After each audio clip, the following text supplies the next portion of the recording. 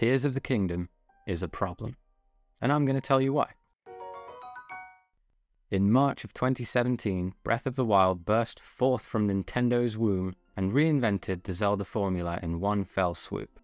It didn't nail everything. Many felt that the Divine Beasts, the game's closest analogue to classic dungeons, lacked variety, as did the bosses. The same critique was leveled against the nosebleed-inducing number of shrines, with their copy-paste visual design feeling pretty samey by the end. These things aside, this new take was overwhelmingly successful in most respects, both with critics and with players.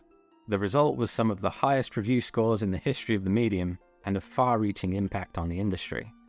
Tears of the Kingdom is here to build on that foundation. But how do you build on what so many view as perfection? Is it even possible to do so? Let's follow Princess Link and titular swordsman Zelda into the wilderness and expose the juicy beating heart of the previous game to see why, compared to the pretenders that followed, it hit different. We'll use Immortals Phoenix Rising as our point of comparison. The inspiration behind this one was obvious. While derivative, Immortals is pretty successful as far as derivative works go. You glide around, exploring a large open world with a lot of verticality. You solve physics puzzles, and pilfer nature for your own game. At a glance, it can seem like it's all there. So why is Breath of the Wild considered one of the greatest games of all time, when this seemingly very similar game is just pretty good? Well, it didn't come first, which is certainly a part of it, but I believe what separates them is more mechanical in nature. Breath of the Wild is designed in a way few console games tend to be, with a focus on systemic gameplay.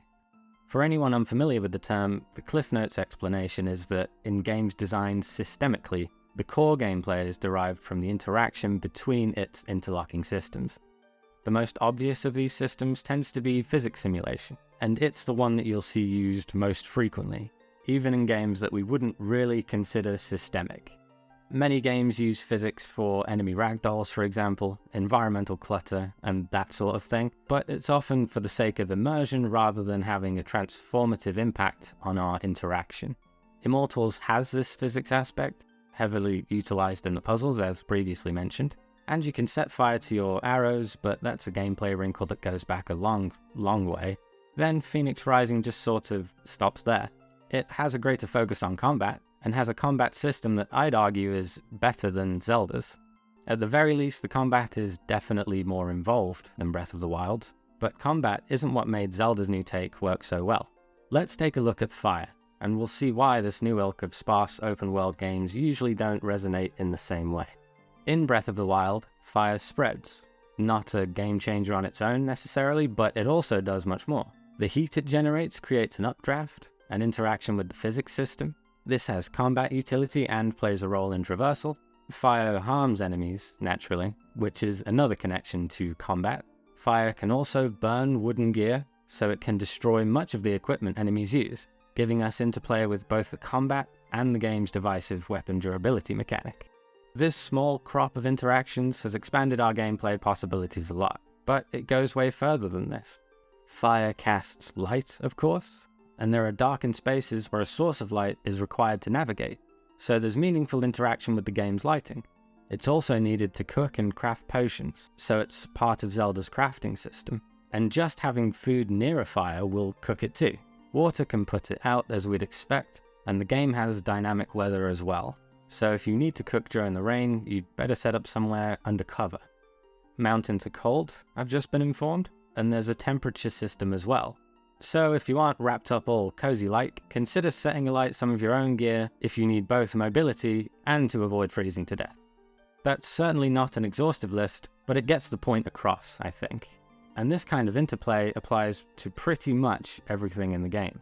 It functions in a way that tracks logically. So if we think, hey, I wonder if doing this thing would work, usually the answer is yes. It might not go to plan, but typically you'll get a logical result, and this is very satisfying to our feeble human brains. In game design lingo, open worlds are often described as a sandbox, but in most cases it's just a box of nothing. A little bit of sand would feel like a step up. In this new breed of Zelda, it's like having a huge sandbox, and it's got sand.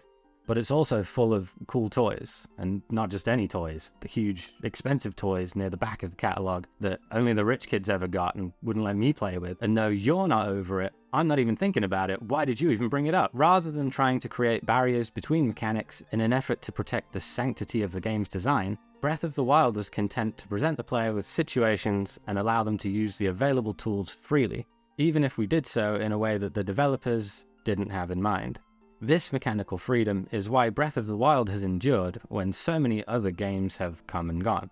It's conducive to emergent gameplay, the type of gameplay we'll post a clip of, or tell our singular friend about. It feels special, because when Nathan Drake almost fell off that cliff in a bombastic train set piece, that happened to everyone. But the bizarre results of our own experimentation, that might have only happened to us. At this point, I'm sure you're asking, hey, you big dumb moron, why is Tears of the Kingdom a problem then? Well, first of all, bit rude. Secondly, it's because Tears of the Kingdom has blown the doors off of this whole situation. The developers saw people breaking their game in myriad ways and thought if you can't beat them, join them. Here, you've got rockets now. Go and break stuff more if you're so intent. Go ahead and build this homemade, hideous Top Gear monstrosity. You'd have just ruined things in some other way that didn't involve a ridiculous car, regardless.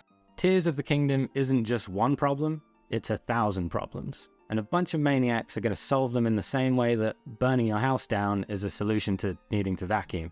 And I'm going to watch them do that right up until they stop finding new ways to do it, which I'm pretty sure will be sometime around the death of the sun. I hope that in future, more games will take inspiration from the aspects of these open-air Zelda games that actually set it apart, because massive open spaces aren't inherently special. They are just a stage, built so that the real substance has somewhere to show itself. Oh, and when you see all these perfect scores and hear critics gushing about Nintendo's genius, do remember to spare a thought for the bear and the bird, who did quite a few of these things first and got nothing but shit for it. Truly, they are the Franz Kafka of their time. And finally, I'd like to say congratulations to anyone who's made it this far and hasn't jumped into the comments to tell me I misidentified these two. You have passed the test. I'm not actually an idiot. Obviously I know this is Ganondorf, and this is Harley Davidson from the Suicide Squad.